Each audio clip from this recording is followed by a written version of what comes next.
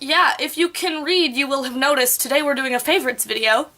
I just wanted to do a short, small favorites video. This is all vaguely January, but some of it is a little bit more February than January, but like we're only a week into February, so like it doesn't really count. So it's a January thing. Okay, we're just putting this all under the umbrella of January, even though it's like mid-December to like mid-February. January. January favorites. I don't get the urge to do these a lot. Please don't expect them monthly. It's not gonna happen. Mwah. I will do more of them in the future though, probably, because I like things, and I like talking about things that I like. So, on to the video. Okay, so the first thing I'm going to talk about is actually not an object. It's not a thing. I mean, it is a thing, but it's not like a material object. It is more a show, you might say. And that is Season 2, or Series 2, of Critical Role on the Geek and Sundry Twitch stream, or YouTube channel, etc., etc. Basically, I love it. I love it, it's beautiful, and all the characters are gorgeous. And all the actors who play the characters are also gorgeous. So Critical Role is a D&D Twitch stream. It's a bunch of voice actors who get together to play D&D every Thursday night and stream it live so that we can all kind of sit in and play with them. Like, we're not playing, we're not in the game, but we can watch. And it's really fun, and they're really fun, and they all have a lot of fun together, and it's really lovely because it's so clear and obvious how much they actually like each other. And they're like friends. It's not like they're just getting together because like this is their job. They're like getting together because they want to, and like it's an extra bonus that it's also their job now. So like that's fun, and I love that about it. But also they're all really talented, lovely humans. So it's beautiful, and yeah. The episodes are like really long, which is a little difficult to try to keep up with when you're busy, you know, but I do. Because I do. Yeah. But I've been getting all of my friends into it now because they just started their new series, and so there's only like 3 or 4 episodes in it, which compared to the previous series, which was like 115 episodes, this is nothing. It's nothing. So, yeah, I guess check that out. It's beautiful. They're all gorgeous. I'll find some fan art that I like and put it here. Credit to the fan artists in the description, because crediting people is important. In the same kind of a vein, in a gaming vein, this is going to be difficult for you to see, so I also took a close-up shot, which we'll cut to, but I got myself a few new sets of dice. The blue ones, here, I'll pick out the D20s. This blue set I already had. This is the first set that I ever bought last year, but then this January, for a Christmas present to myself, I bought myself 2 new sets of dice, purple and green, and I love them all. They're great. This is my 3 #1 favorite colors right here that I now have as dice sets, and they're gorgeous, and I love them. I love them so much, and I keep them in this little bag I made that looks like a beholder. And I put little eyes on the ends of the rope that I used to tie the bag closed, and it's cute, and I keep them all in here. On to the next nerdy thing that I love, and that I've been spending a whole heck of a lot of time with. I got a 3DS for Christmas. I had a DS previously, it's also sitting right here. I had a DS previously, but I got a 3DS for Christmas so that I could keep up with some game series that I love that moved into the 3DS, and so you have to move up with the game series. It's just how it works. They take money from you by making new game consoles, so you have to buy the new consoles so you can play the new games. So I got a 3DS, and I have been spending a lot of my time on my 3DS. In particular, playing this 3DS Marvel Superheroes game. I've also been spending a lot of time on it playing my Harry Potter Years 5 through 7 game. This is just a regular DS game, but for some reason, it doesn't play in my DS and just plays in my 3DS. Like, my regular DS doesn't recognize that the game exists, but my 3DS does recognize it, and I can play it on that console, so that's weird. But I've been spending a lot of time playing this too. And then the last game that I'm really, really excited about that I have been spending a lot of time with in January is Professor Layton and the Unwound Future. I super love the Professor Layton games. I think they're a lot of fun. I love the soundtrack and the design and the characters, and I think they're just really cute. So yeah, I played through this one. This series is the reason that I bought a 3DS, because I know that the Professor Layton games continue into the 3DS, and I wanted to play them. But right now I only have the DS games, so yes. Let's move into body and makeup stuff.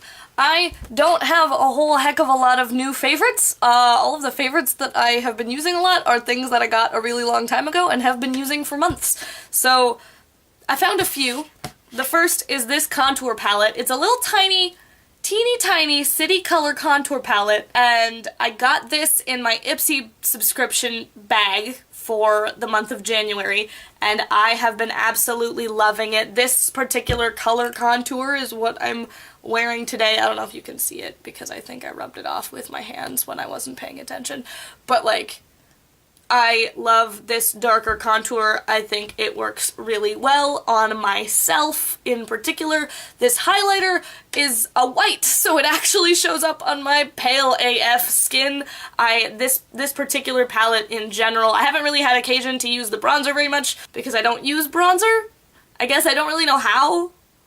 It seems like it's the same thing as contour, but I don't really know the difference because I'm not a beauty guru. So this middle one I haven't really used very much, but the other two, I love this palette. It's been doing some good things in my life and making me feel pretty, which is makeup's entire job. So I love that. Next on the list is a couple of Bath & Body Works things I've been using and loving this month. The first one is the Aromatherapy Comfort Smoothing Body Scrub. This is an exfoliating body scrub that has little bits of, like, exfoliating walnut shells. So this has exfoliating walnut shells in it, and it's lovely. It smells amazing. I know you can't smell this through the camera, but it just smells like comfort. It smells like being wrapped in a blanket somehow. I don't know how Bath & Body Works did that with a scent, but they did. So I love this. And then the other Bath & Body Works thing is the Snowy Morning Body Cream. I like the body creams because I like that they're a little thicker than the lotion. I feel like they're still kind of like, you know, you get them on, their hands still feel really slippery for a while, but it's less so than just the thinner lotion. I like the thicker stuff. And this is also good. One thing that surprised me about this, when you actually like get it out and smell it for a little bit longer, it's more citrusy than I was expecting. Maybe that's just because I didn't read it. No, it's not supposed to smell citrusy. I don't know, to me it smells, this mix smells citrusy, even though there's nothing specifically citrusy in it. It's bergamot, berry, and lavender, which isn't citrus at all. But it smells like just a hint of orange for some reason. I don't know. Maybe I just can't smell things. Maybe that's just, but like, I love it. I love this one. It's beautiful. And you can't see that because of the glare from the window, but it says Snowy Morning. But it's gorgeous. It smells really nice. It makes me feel pretty, which is the whole point of buying things that smell nice. Another nerdy object that I adore with my entire being, my whole self. I love this. I got it for, it was a surprise Christmas present from a friend of mine who is currently abroad, I think somewhere in the Pacific. I'm not sure exactly where she is at the moment because she is in the Navy, but she sent me a surprise Christmas present, and it included this ceramic Harry Potter soup mug thing, and it comes with a little spoon, and here, I have a close-up shot of it. We'll go to the close-up shot. It comes with a little spoon, and it's so cute. I love it so much.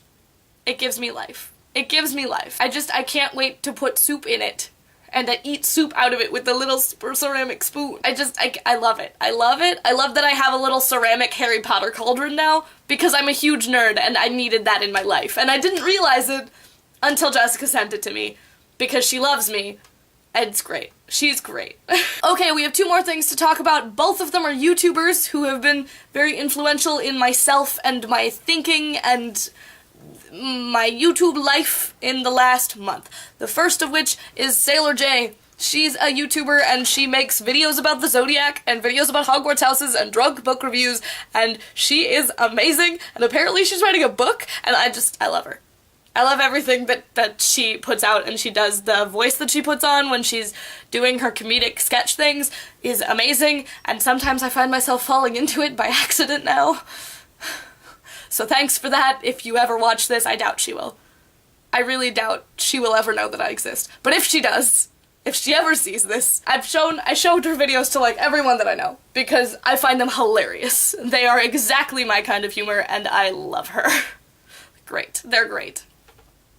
The second YouTuber that I want to spotlight in this video of my favorite things from this month, or this month-ish, is Ariel Bissett. I've been following Ariel Bissett for a long time, for a number of years now, since before she studied abroad, I think. So for a very long time, for a long number of years, throughout most of my college years, I was following her, and I feel like in many respects I'm like one step behind her in terms of, she's going through college and going through English majoring and going through trying to do grad school, and I'm just like the step behind that. Like, I'm watching her do things and figure things out and trying to learn from her at the same time, because she's going in the directions that I want to be headed. Not exactly the same directions, obviously, because we're different people, but similar directions, and so I just always, whenever she makes like a topical, like, sit down and talk video, I was like, is school for me? How's grad school work? What's that kind of stuff. Like, it just always resonates. And it's always, like, something that I'm like, oh yeah, I was actually wondering about that, because no one tells you about grad school before you get there. You just kind of are expected to figure it out, like most of adulthood. And I love, she is a booktuber, but I feel like she's never fallen into that rut of wrap-up, haul, review kind of thing, where you can get caught up in the schedule of it, you can get caught up in keeping up with yourself to a certain extent, and I feel like she never does. She doesn't fall into that. The videos that she makes are always super interesting and super topical and not necessarily inside any boxes. I feel like Ariel Bissett's doing really interesting things in the booktube community because she is bringing such an interesting perspective in the community, just in terms of what I see in my subscription box all the time. And so I really like that. I like that a lot. I especially like her series of 7 books that I want to read that nobody cares about. Actually, I think, okay, sorry, I needed to take a second to think about that and why that in particular resonates with me so much. And I think it's because Ariel Bissett clearly is making her videos for herself, because she wants to, because she's excited about life and about books and about everything that's in front of her. Whenever she shares her favorite bookstores or or the books that she wants to read or her new strange obsession with Frida Kahlo or whatever, it's always a little bit outside of the box, a little bit of a niche interest, and she is always so excited about it. It's so clear and so obvious the passion she feels for the videos that she makes. And I love that about her videos. And about her personality and what she does when she's on camera. I love that. I think it's absolutely fabulous. So yeah, check out Ariel Bissett. Come back if you want to see more of my nerdy self after you see her. Yeah, have a good month, life, year. I don't know when I'll be back. Probably within the next month. I'm really good at schedules, guys, I promise.